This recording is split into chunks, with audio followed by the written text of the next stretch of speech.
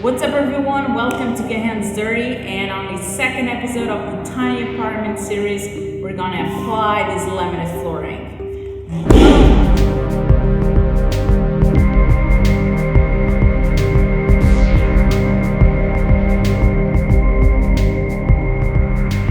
Spoiler alert, this has lots of mistakes, and I should probably tell you that this isn't by far a tutorial on how to apply laminate flooring. This is just my naive experience, but I hope you can still learn something from it. What made it most challenging was the fact that the space doesn't have any 90-degree corners, and by saying that I mean really nothing close to 90 degrees. This is a completely annoying trapezoid, and the closest to 90 degrees this has is the bathroom corner, which is totally useless to start applying flooring because you need a long wall to begin. But well, so far what I've been doing was cleaning the floor and repairing some holes on the concrete. Since I was like 4 years old, I always loved to see cement being mixed and used to wait for construction workers to turn their back so I could go there and stick a finger into it, or actually ask them, "Can I do a little please?" while my heart was pumping hard. Of course, most of the times they would say no, and I would sit back and silently cry for a few minutes, but hey, let's just get back to this installation. So Joanna was helping me here, and we made a reference line on the floor that will separate the laminate flooring from the ceramic area that will be installed later. We started by laying down some plastic sheet to prevent moisture, but this was probably not essential since this is located at the top of the building. But if you're working on a street level or a cave room, you definitely need to protect the flooring from the concrete moisture and condensation. But hey, I'm not an expert by any means, so you better find some professional guidance for your particular situation. I got a few rolls of cork to use as underlayment. I decided on the cork over the foam option, mostly because it is a natural material and this one has some recycled particles, so it makes it way more environmental friendly than other plastic-based materials.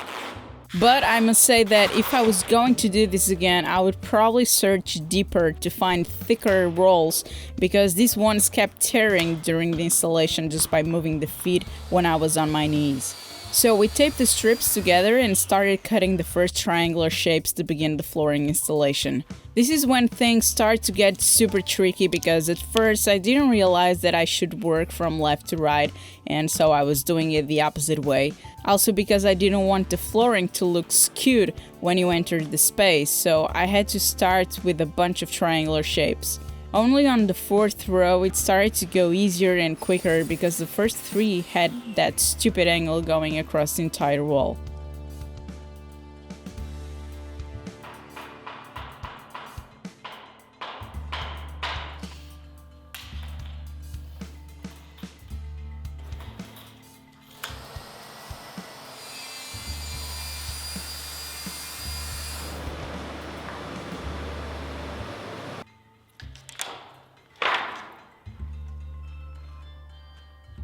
When I finally got into the corner near the window, I utilized an angle finder to capture and trace the correct shape to cut.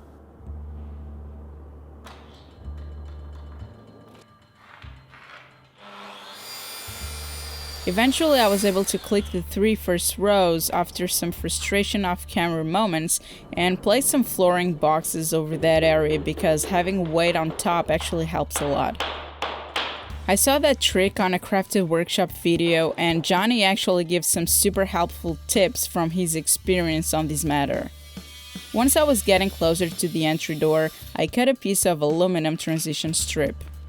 I screwed it to the concrete floor, but didn't apply the top strip just yet because the door is bumping on it, so I need to trim it first. Maybe I will show that on a next episode.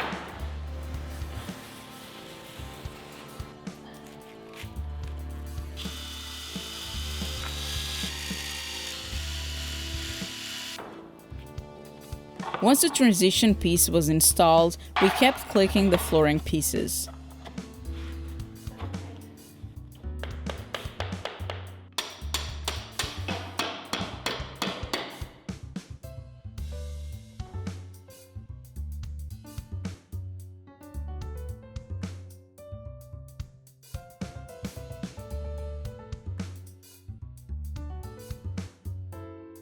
At some point I had to trim off the door frames so that the planks could slide underneath.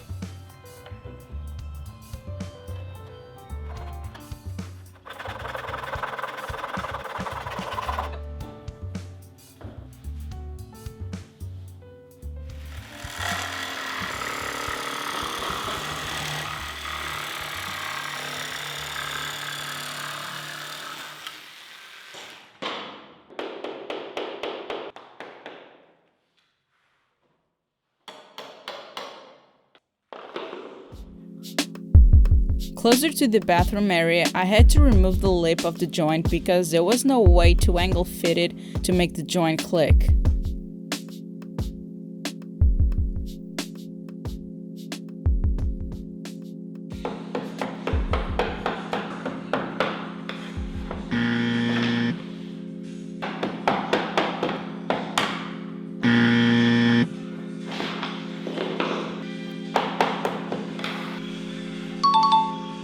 As you can see, I ended up using a scrap piece to hammer the planks in place. Since I still need to work on the bathroom door transition piece, I will remove this one and apply a little bit of glue before fitting it again. This didn't come up as good as I was expecting, so there were some small spots that had to be filled with tiny pieces.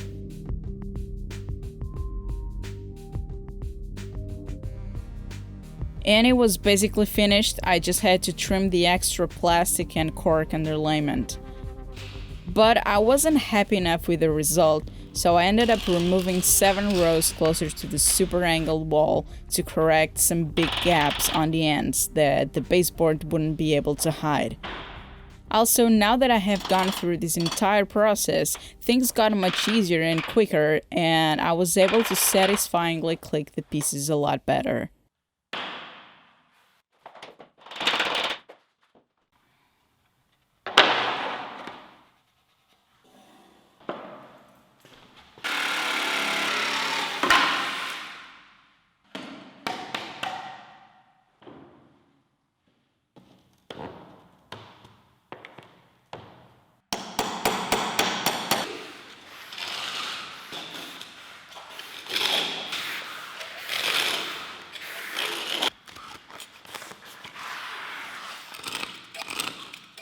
That's it for this one. I hope you learned something despite the mistakes along the way.